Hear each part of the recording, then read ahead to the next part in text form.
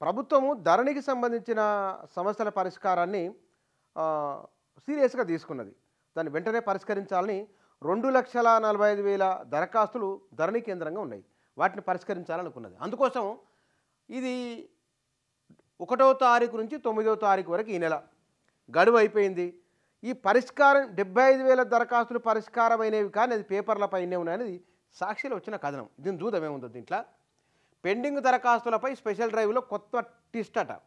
76,000 పైగా దరఖాస్తులను పరిష్కరించామన్న ప్రభుత్వము ఆన్లైన్లో మాత్రం అప్డేట్ కాని వివరాలు, అధీకృత లాగిన్ ఇవ్వని పోర్టల్ నిర్వహణ కంపెనీ, ప్రస్తుతం కలెక్టర్ల చేతిలో మాత్రమే అప్డేట్ చేసే అవకాశం, అక్కడి నుంచి అన్ని దరఖాస్తుల పరిష్కార వివరాలు నమోదు చేయలేని పరిస్థితి, ఇంకా పరిష్కరించాల్సినవి పెండింగ్ దరఖాస్తులు భారీగానే, ఈ నెల 1 నుంచి చేపట్టిన స్పెషల్ డ్రైవ్ ఉద్దేశం నెరవేరలేదనే అభిప్రాయాలు, అసలు ముఖ్య అధికారి అభ్యంతరం చెప్పిన స్పెషల్ డ్రైవ్ చేపట్టిన సర్కారు.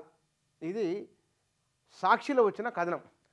వాస్తవానికి ధరణి సమస్యలకు పరిష్కారం చేయాలని ఒకటి, ఎల్ఆర్ఎస్ ఈ రెండింటికి డేట్లు చెప్పింది. ఈ తేదీ వరకల్లా ఇవి పరిష్కారం కావాలి అని. అంటే తొందరపాటు నిర్ణయము లేదా వేగంగా జరగాలని, ప్రజల సమస్యల పరిష్కారం తొందరగా చేయాలని, వారి ఇబ్బందులు తొలగించాలని ఇట్లా చేసిన కారణంగా ఈ సమస్య వచ్చిందా లేదా ఈ ధరణి కేంద్రంగా పరిష్కారమైన సమస్యలను మరి ఎందుకు అందులో నమోదు కాలేదు? ధరణి నిర్వహణలో ఇంకా కమిటీ పనిచేస్తున్నది. ఆ కమిటీ సూచనల మేరకు పరిష్కారాలు చెప్తామన్నారు. మరి ధరణి లాగిన వివరాలు ఎవరి దగ్గర ఉన్నాయి? ఇత్యాది అంశాలపైన, ఈ ప్రశ్నలపైన, ఈ అనుమానాలపైన, ఈ సందేహాలపైన ప్రభుత్వం సమాధానం చెప్పాలి. ఇది నివృత్తి చేయాలి ఒకటి.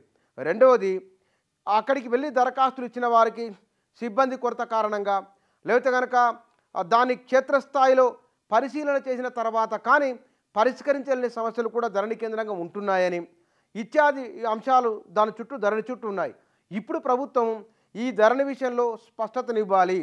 ఎన్ని వివరాలు నమోదైనాయి, ఎన్ని కేసులు పరిష్కారమైనవి, వాటి వివరాలు ఆన్లైన్లో ఉన్నాయా లేదా, ఉండకపోవడానికి గల కారణాలు ఏమిటి, ఈ మిగిలిన ఇంకా 1,00,000కు పైగా ఉన్న దరఖాస్తులు ఏవైతే ఉన్నాయో అవి పరిష్కారం కావడానికి ఎంత వ్యవధి తీసుకుంటుంది, ఈ పార్ట్ బిలో ఉన్న భూముల విషయంలో ఏ విధానాన్ని పరిష్కార మార్గంగా చూపించి వాటిని అమలు చేయబోతున్నారు, వాటిని మొత్తం కూడా వాళ్ళ డిజిటలీకరణ ఎప్పటిలోపు చేయబోతున్నారు, ఇత్యాది ప్రశ్నలు ధరణి కేంద్రంగా ఉన్నాయి. వీటికి ప్రభుత్వం సమాధానం చెప్పాలి. ధరణి విషయంలో గత ప్రభుత్వం గందరగోళం ఉన్నదంటే ఈ ప్రభుత్వం సమస్యల పరిష్కారం చూపుతామని చెప్పి ఇక్కడ కూడా ఈ కథనాన్ని బట్టి చూస్తే ఇక్కడ గందరగోళమే అని అనిపిస్తున్నది. వీటికి సంబంధిత రెవెన్యూ డిపార్ట్మెంటు, సంబంధిత శాఖ మంత్రి దీనిపైన స్పష్టతను ఇవ్వాల్సిన అవసరం ఉన్నది.